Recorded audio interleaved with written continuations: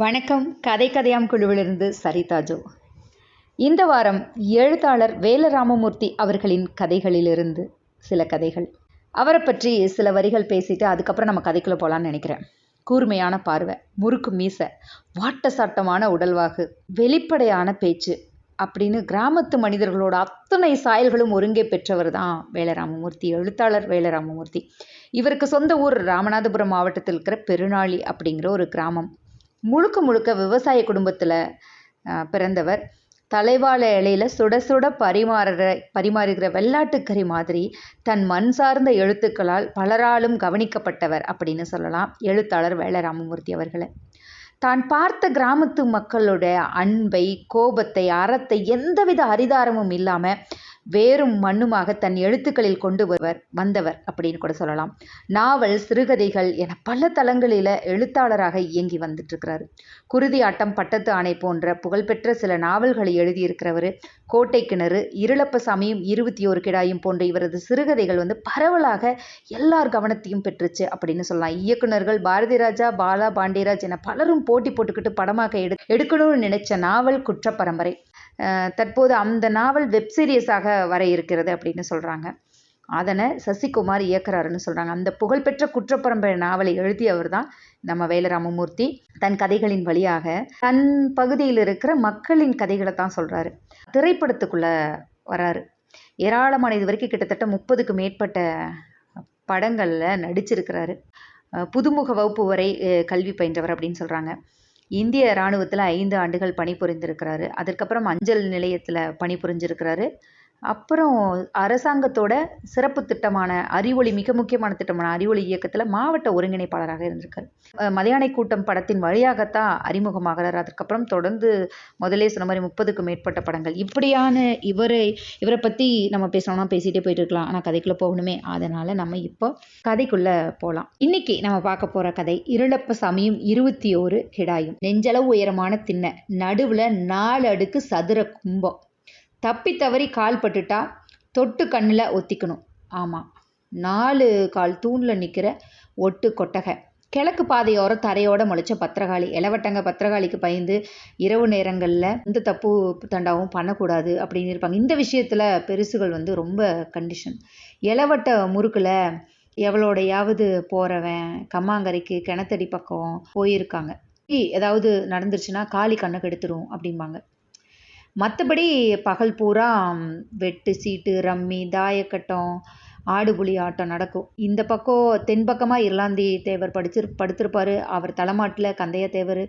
வடக்கு ஓரத்தில் 7 பேர் ரம்மி, 7 பேரில் இருளாண்டி தேவர் மகன், மகள், புருஷன், கந்தையா தேவரோட மகன், தம்பி, மகன், இப்படி எல்லாரும் அடிக்கிட்டு இருப்பாங்க. மேல்புறம் வெட்டுச்சீட்டு, கிழக்க பத்திரகாளி பார்வையில் தாயக்கட்டம், இருளாண்டி தேவரோட கால் மாட்டில் ஆடுபுலி ஆட்டம். எல்லாரும் ஒன்றுக்குள்ள ஒன்று சொந்த பந்தம்.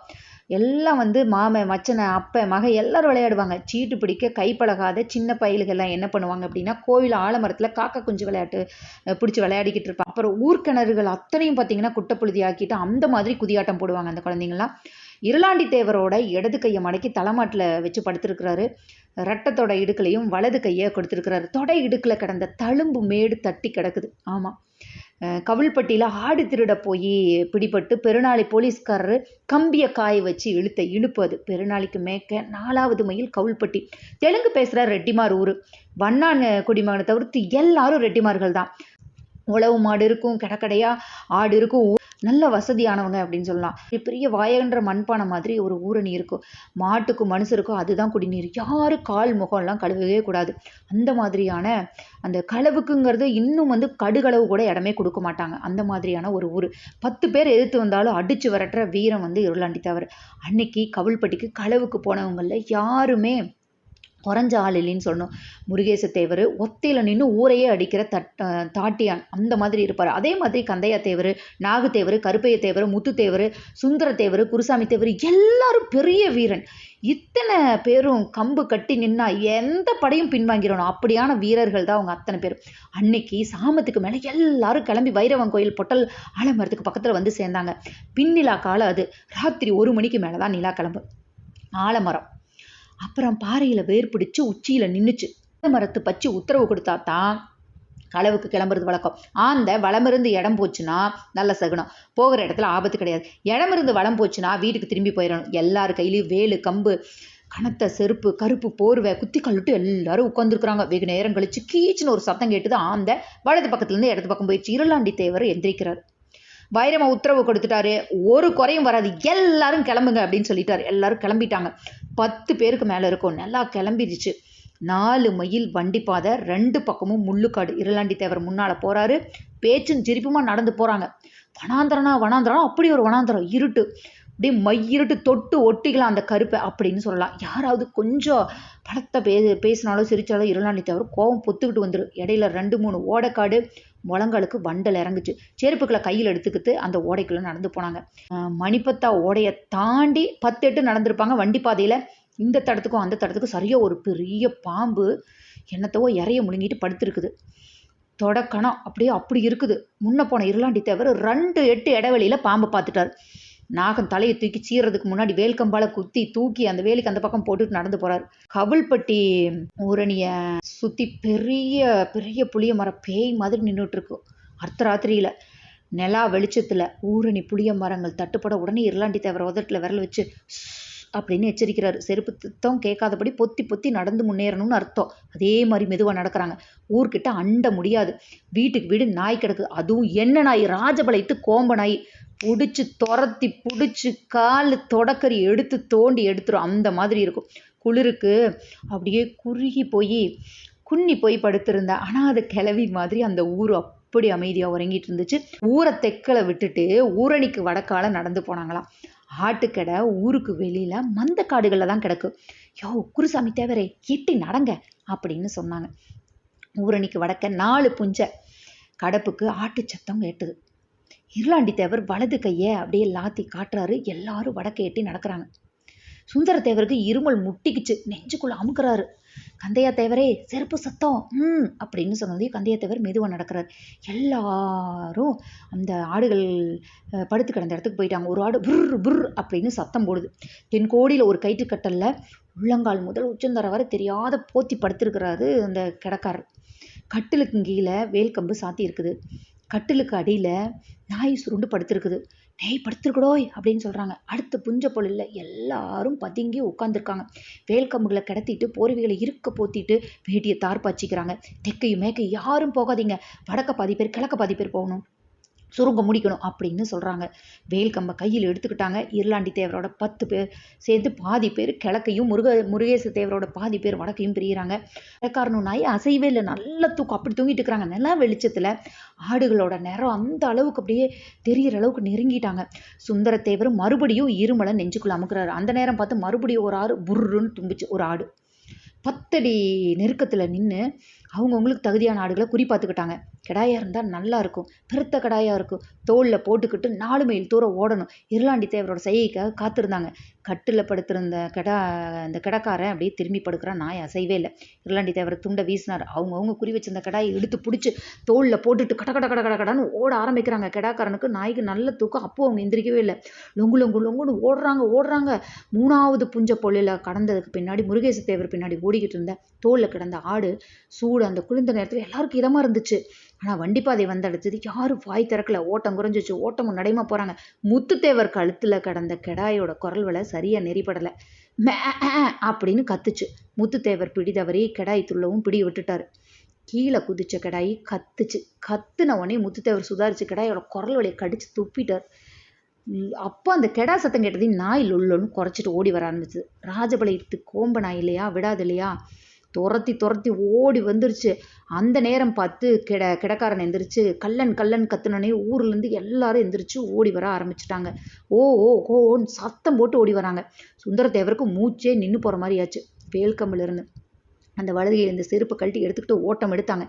ஓடைக்குள்ளே வண்டலுக்குள்ளே சதக்குன்னு போகிறாங்க. நாய் நின்று பார்க்குது. அதனால் வர முடியல. இந்த வண்டலை தாண்டி கொஞ்சம் தண்ணி இருந்துச்சு. அதுக்குள்ளே முருகேச தேவர் கூட்டத்தை எட்டி பிடிச்சிக்கிட்டாரு. வைரவன் கோயில் பொட்டல் ஆலமரை இவங்களுக்கு குறி. அந்த இடத்துக்கு போயிடணும் அப்படின்னு போனாங்க. ஆனால் வெளியூர்காரங்க அதுக்கப்புறம் நெருங்க மாட்டாங்க. அப்படிங்கிறனால நாய் 4 கால் பாய்ச்சலில் வந்து மணிப்பத்த ஓடைய கடந்து வந்துருச்சு. களவாணி பயிர்களை ஒரு தடவை ஊருக்குள்ளே விட்டால் அப்புறம் ஒன்றும் மிஞ்சாது அப்படின்னு சொல்லி சத்தம் போட்டு எல்லாரும் வராங்க. கடைசியாக போய்கிட்டு இருந்த முத்துத்தேவரை நாய் எட்டி கவி பிடிச்சிருச்சு.